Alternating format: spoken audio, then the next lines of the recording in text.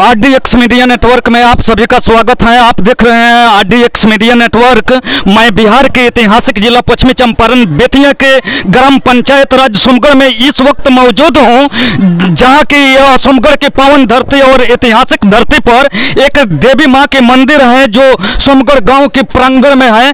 और इस मंदिर का भव्यता इस प्रकार है कि हर साल के भांति इस साल भी दशहरा का आयोजन यहाँ पे किया गया है। यहाँ पे तो देवी माँ के कोई मूर्ति बनते ही नहीं है, लेकिन पारंपरिक जो यह दुर्गा मंदिर है, इस मंदिर में ही देवी पूजन किया जाता है। इस सोमगढ़ गांव के पावन भूमि पर और ऐतिहासिक भूमि पर एक कला सांस्कृतिक मंच के द्वारा एक कार्यक्रम शुरू किया गया है, जो कि इस मंच के द्वारा संचालित वजीर मियाँ के तरफ से यह रामलीला मंडली का गठन किया गया है। और सांस्कृतिक कार्यक्रम के साथ शास्त्रीय संगीत और रामायण और विष्णु पुराण से लिया गया यह देवी देवताओं के ग्रंथ से यह कार्यक्रम आधारित है, जो मैं दर्शकों को दिखाना चाहता हूं अपने चैनल के माध्यम से कि यहाँ पे ऋषि महर्षि और बहुत सारे यहाँ देवी देवताओं की जो तस्वीर बनाया गया है इस रामलीला मंच के द्वारा,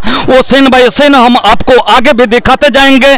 जरा कैमरामैन फोकस कीजिए कि इस माता के प्रांगण में यहाँ हजारों हजार की संख्या में यहाँ पे महिलाएं और पुरुष इस रामलीला मंच को देखने के लिए इस गांव से ही नहीं दूर दूर के गांवों से भी यहाँ पे लोग आए हैं। जो आज यह लगातार कार्यक्रम कई दिनों से चल रहा है और लगभग 2-3 दिन 10वीं के दिन तक यह कार्यक्रम चलेगा। तो यह चंपारण की धरती का इतिहास इसलिए मिसाल है कि कायम है कि यह पावन धरती और ऐतिहासिक और इतिहास की धरती इसलिए कहा जाता है कि यह देश जब गुलाम था, यहाँ अंग्रेजों का अत्याचार था और राज था, तो इस चंपारण के धरती पर पावन भूमि पर महात्मा गांधी भी आए थे और इस चंपारण के लोग गांधी जी के साथ सत्याग्रह किए थे और सहयोग आंदोलन किए थे अंग्रेजों को भगाने के लिए। यहाँ से चंपारण के लोगों ने एक ऐसा बिगुल फूका कि अंग्रेजों का नींव और बुनियाद भी हिल गई।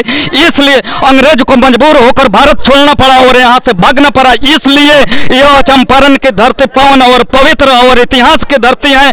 इस चंपारण की धरती की एक और भी मिसाल है कि यह ऋषि महर्षि और वाल्मीकि की धरती है। यह कोई साधारण धरती नहीं है। जब भगवान श्री राम वनवास में गए थे, वहां से माता सीता को रावण जब हर कर लंका ले गया था, तो भगवान श्री राम लंका में जाकर और युद्ध किए और रावण पर विजय पाने के बाद जब भगवान श्री राम जब अयोध्या के भूमि पर आए, तो फिर माता सीता पर एक लालचन लगाया गया, जिससे मजबूर होकर भगवान श्री राम को फिर आदर शक्ति जगदम्बा का परित्याग करना पड़ा, जो कि इस चंपारण के धरती पर भगवान श्री राम के आदेश पर उनके भाई लक्ष्मण ने रथ पर बैठाकर इस चंपारण के धरती पर आदर शक्ति जगदम्बा माता सीता को वाल्मीकि के जंगल में छोड़कर चले गए।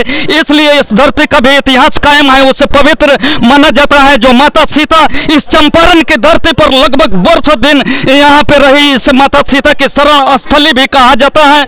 और माता सीता ने इस चंपारण के धरती पर इस रंगमंच के माध्यम से दिखाना चाहता हूँ कि इस मंच के संचालन करने वाले वजीर मियाँ जो यहाँ के छोटे छोटे बाल कलाकारों को प्रशिक्षण देकर उनको कलाकार बनाए हैं और इस रामलीला मंच पर इन कलाकारों को जो शिक्षा दी है और ये लोग मंच पर जो अपना कलाकारी दिखा रहे हैं, इसके पीछे और कोई नहीं, यह वजीर मियाँ है, जो कि एक जाति से मुसलमान होकर भी हिंदू के देवी देवताओं के ग्रंथों में, दशहरा में, छठ पूजन में, यह सब में शामिल रहते हैं। हम वजीर मियाँ से भी बात करेंगे कि यह ख्याल आपके मन में कैसे आया। इस मंच के संचालन करता वजीर मियाँ इस नाटक मंच के सब कुछ है, डायरेक्टर है, फाइनेंसर है, निर्माता, निदेशक है।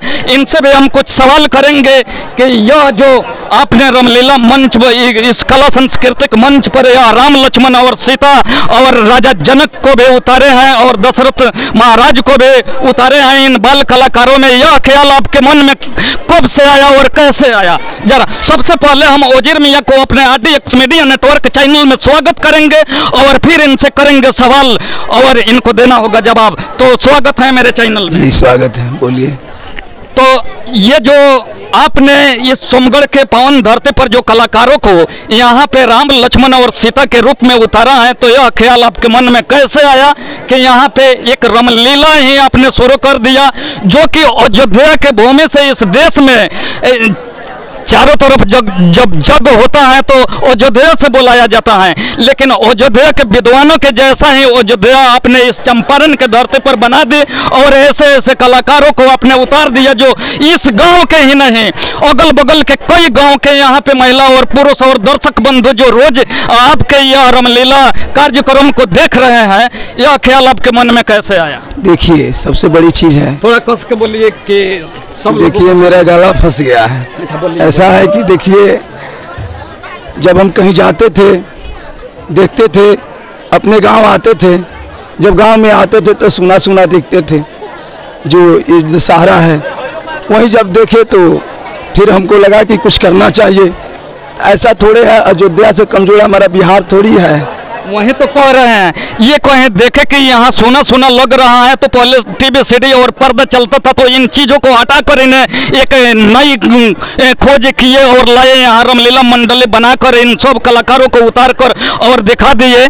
तो यह कार्यक्रम यह तो इनका चलता ही है, सिर्फ इस मन संख्या में लोग हैं, जो जगह नहीं है, जो गेट के बाहर भी लोग हैं। फिर आगे कार्यक्रम चलता रहेगा और हम फिर दिखाते रहेंगे। इसी के साथ मैं RDX मीडिया नेटवर्क, जय हिंद, जय भारत।